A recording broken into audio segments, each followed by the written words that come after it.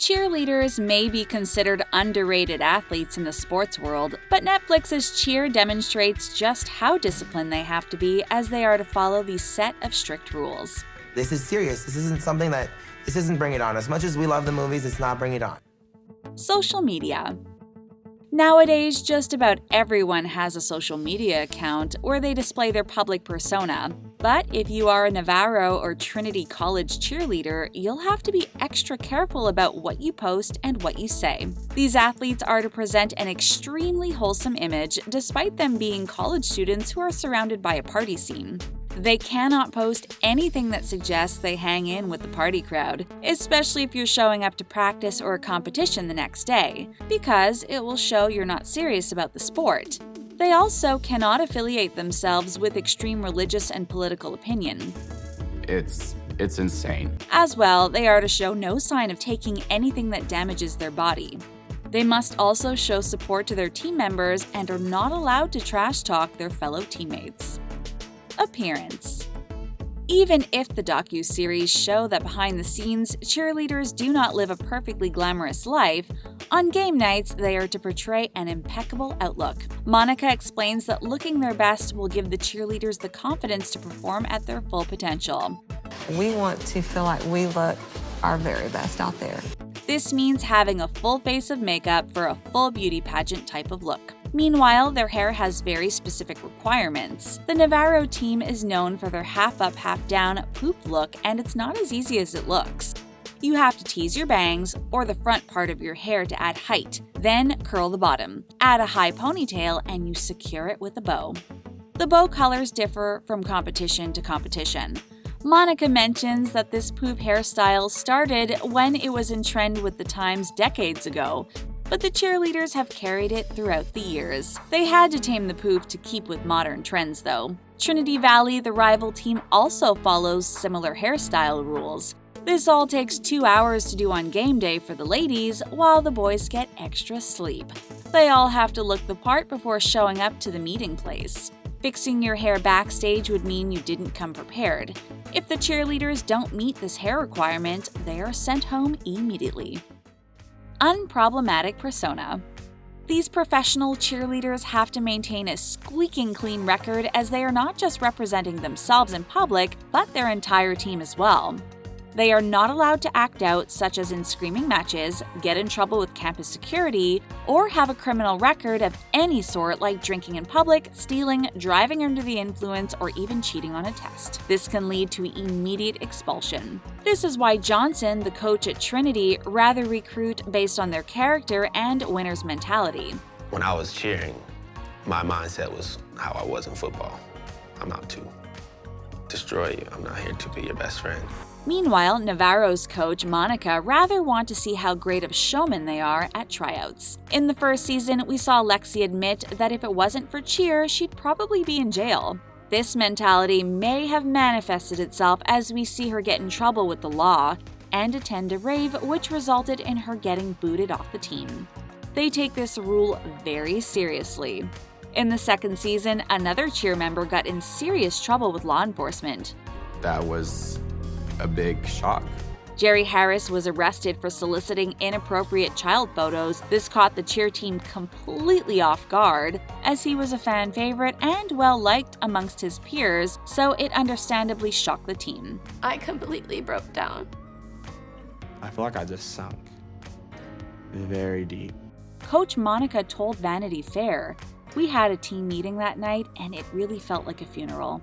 I've never seen the kids cry so hard." He even previously had gotten large endorsement deals, was interviewed by Ellen, and conducted a presidential campaign interview for Joe Biden. With the news coming out, it affected Navarro's reputation, with many questioning the private lives and real-life character of the entire cheer squad. This is why maintaining a wholesome public persona is extremely important in the cheerleading world. Practices. All those tumbling and flipping acts take a lot of repetition. Not only do you have to have the strength and flexibility, but you have to have the will to show up at the early hour of 6 in the morning for practice. This means sleeping earlier than your fellow peers and waking up before the sun rises.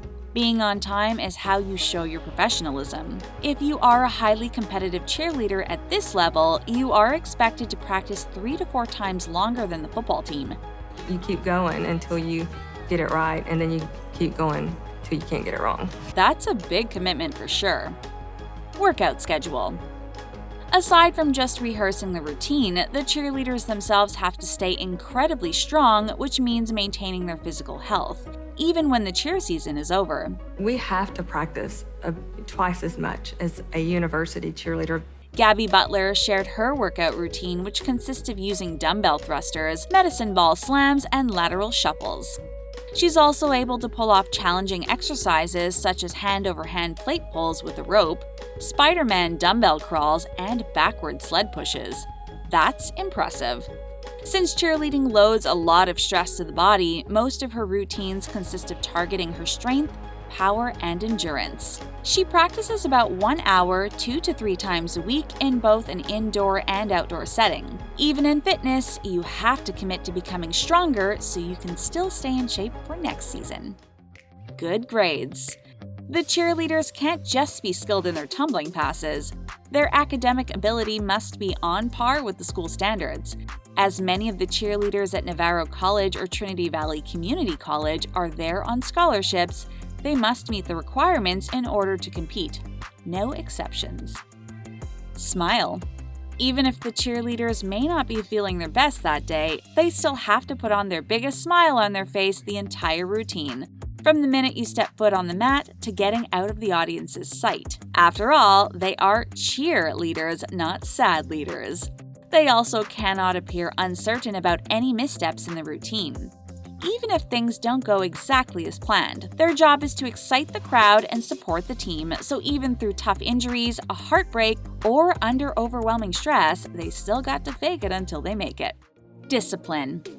If a cheer member is not performing at their best, if they are not showing up on time or willing to put in the work, the coaches have no problem quickly kicking them off the team. There are always replacements available when you lead a top-tier cheerleading squad, so if the athletes want the honorable positions, they have to bring their A game to every practice. Catch. Cheerleading is a dangerous sport. With all the flips and tricks in the air, one fatal fall can end your entire career. This is why it is essential that every time the catcher hurls their teammates sky high, they must catch them perfectly. If not, Monica places extreme consequences to ensure this doesn't occur again. If you drop a girl, you immediately have to drop and do 50 push-ups. Seems fair. Injury. We constantly hear the sound of breaking bones on the mat. 7 in, 1, 2. Oh, that was fun. As we know, injuries are no stranger to the cheerleaders, so there are strict rules placed that the cheerleaders are trained for in terms of how to properly place their body movements, how to land effectively, and what to do in case of a fall.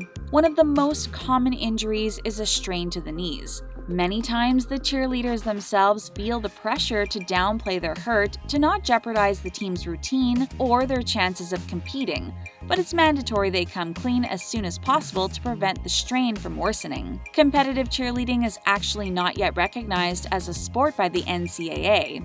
As a result, collegiate cheer teams are not subject to their oversight, which means they don't look after the safety standards for the athletes, even though they perform high-risk activities. So, it's even more important that the coaches are extra wary of the cheerleaders' safety. It looks like the cast of cheer have to remain active to comply with the strict standards of cheer inside and outside of the gym. Which rule do you think is the toughest to follow? Let us know in the comments below. Like this video if you want to stay up to date on the latest reality TV news. And we'll see you next time on The Things Reality.